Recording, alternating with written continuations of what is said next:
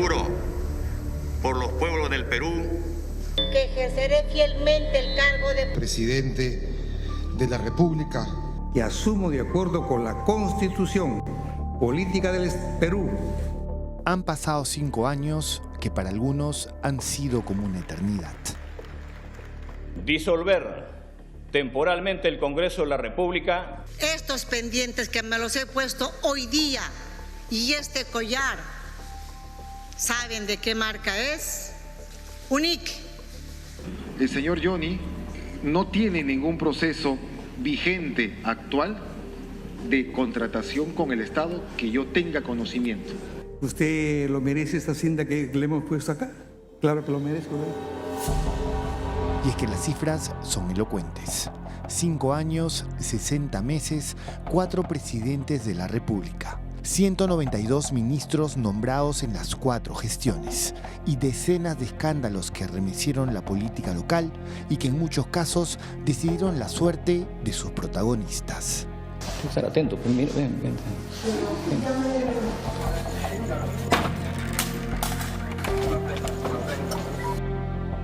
He aquí un apretado resumen de lo que fue este lustro en términos políticos e institucionales.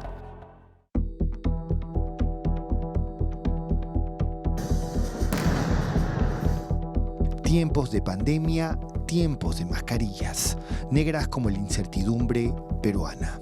Tras el desplante a Francisco Sagasti, quien entregó la banda presidencial en la puerta del Congreso, Pedro Castillo, el profesor chotano, inició su gobierno con este juramento.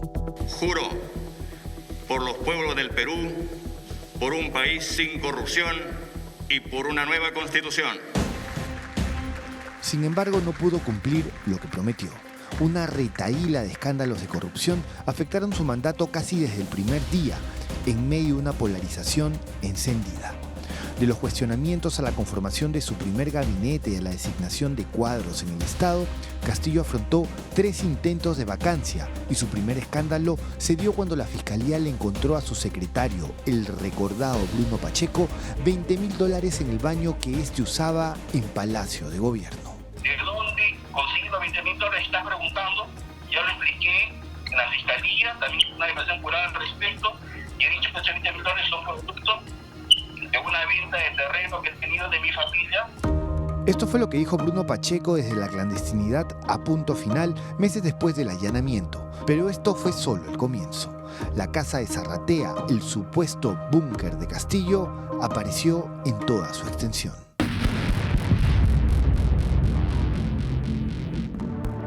Una suerte de despacho clandestino donde supuestamente se acordaban cosas non santas. Entonces, una serie de nombres emergieron en el imaginario popular.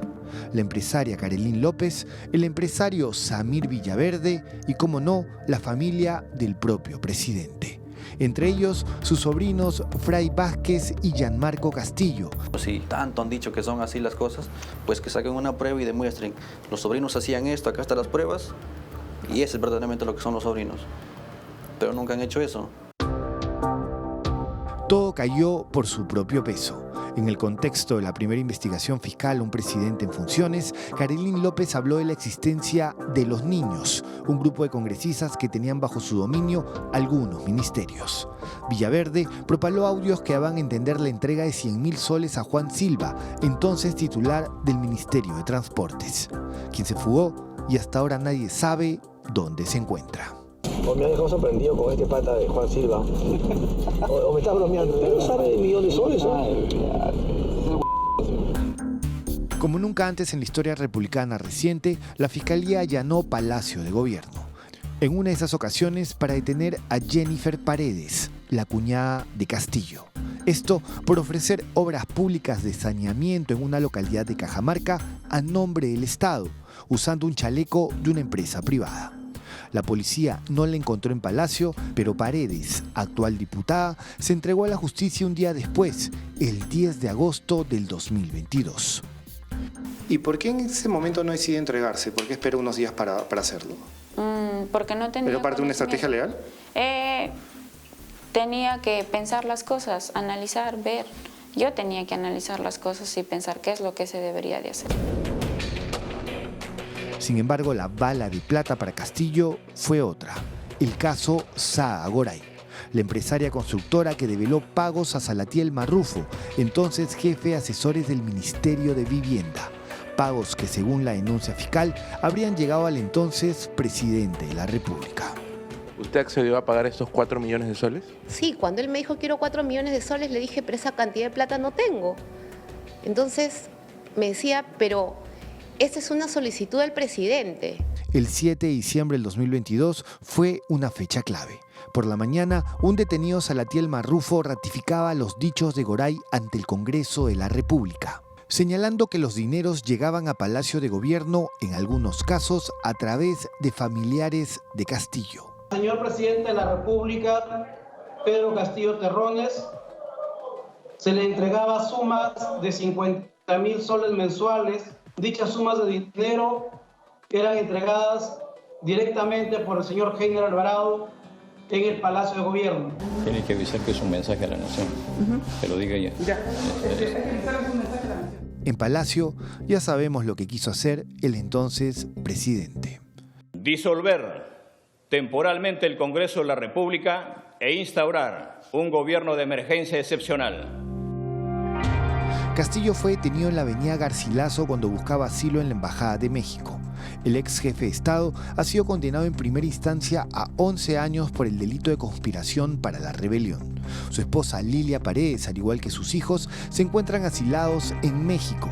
Betsy Chávez, quien era presidenta del Consejo de Ministros durante el golpe, se encuentra refugiada en la Embajada de México a la espera de un salvoconducto. El caso, conocido como Saha Goray, se encuentra en etapa de investigación preparatoria ampliada.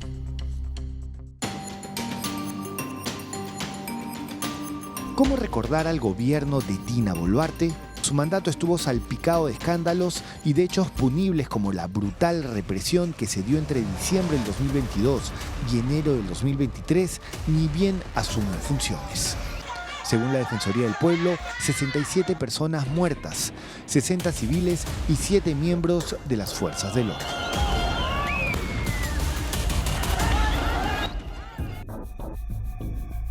Boluarte pudo mantenerse en el poder gracias al apoyo de la mayoría de las bancadas del Congreso que se fue.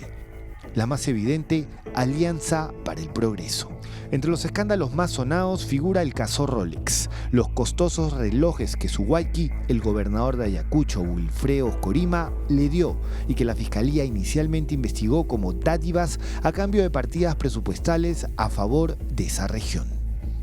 Debo reconocer que fue una equivocación haber aceptado en calidad de préstamo estos relojes que mi amigo Wilfredo Oscorima, mi Huayqui, mi hermano, me los haya prestado.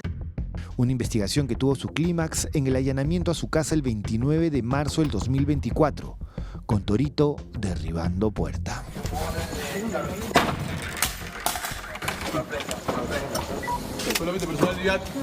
Tan solo unos meses después, su hermano, el conocido y reconocido Nicanor Boluarte, fue detenido por la policía en medio de las investigaciones de los Huayquis en la sombra. Pero vengo con la mejor intención de colaborar para esclarecer los hechos. Entenderá que el caso tiene carácter reservado y no puedo declarar más cosas.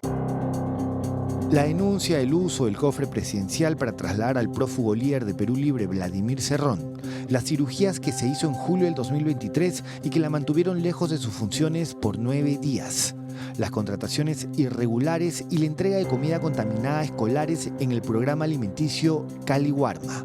Todo esto definió también un mandato que algunos consideraron frívolo y errático. Sin embargo, el crecimiento incesante de la inseguridad ciudadana y la nula respuesta de su gobierno decidieron su suerte.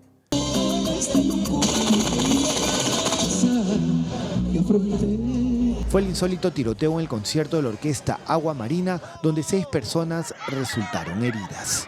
Ninguno de sus aliados quiso cargar con ese saldo.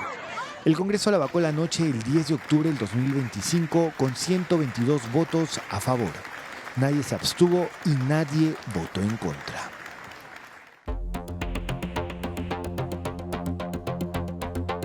José Gerí, de Somos Perú, inició su gestión intentando transmitir confianza a un pueblo golpeado por el crimen. Enfundado en camisa blanca, salía de madrugada, patrullaba las calles, hablaba con los trabajadores municipales y parecía llenar ese vacío que Boluarte creó a punta de frivolidades. El encanto duró poco. Un chifa y punto final fueron decisivos. No hagas cosas buenas que parezcan malas. Este programa reveló las reuniones que Gerí mantuvo con empresarios chinos como Siwa Yan, conocido como Johnny, en el chifa Xinjiang de San Borja, enfundado en polera con capucha y gorra, escapando del registro oficial. Las alertas se destaparon, teniendo en cuenta los intereses que empresas chinas tienen en el país y por los evidentes vínculos que Siwa Yan tenía con estas. El señor Johnny no tiene ningún proceso vigente actual de contratación con el Estado que yo tenga conocimiento. Por más que Gerí se deshizo en explicaciones, su credibilidad se vio diezmada. A eso se sumó el escándalo de los contratos express de jóvenes profesionales en Palacio de Gobierno y otras entidades públicas, poco después de que ellas visitaran su despacho. En un acto que llevó a un nuevo escenario de inestabilidad, Gerí fue destituido el 17 de febrero de este año. Apenas duró 4 meses en el cargo.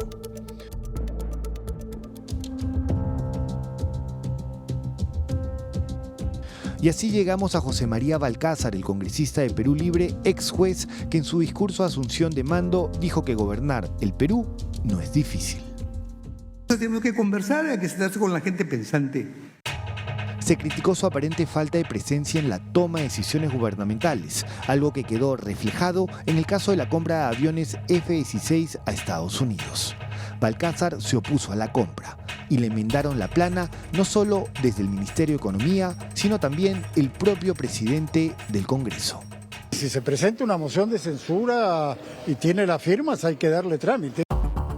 Sin embargo, en el último tramo, un posible indulto gracia presidencial a Pedro Castillo lo puso de nuevo en el centro del debate público. También se ha criticado el constante cambio y nombramiento de funcionarios en sectores claves como el Ministerio de Economía. Algunos quisieron que entregara la banda antes, pero seguirá en funciones hasta el 28 de julio. Más allá de algunas medidas puntuales en cada administración, la agenda pública terminó dominada por las investigaciones, las denuncias y la confrontación política. Nadie debería correrle a la responsabilidad de lo sucedido estos 5 años. Y como dicen, una sociedad que no aprende sus errores está condenada a repetirlos.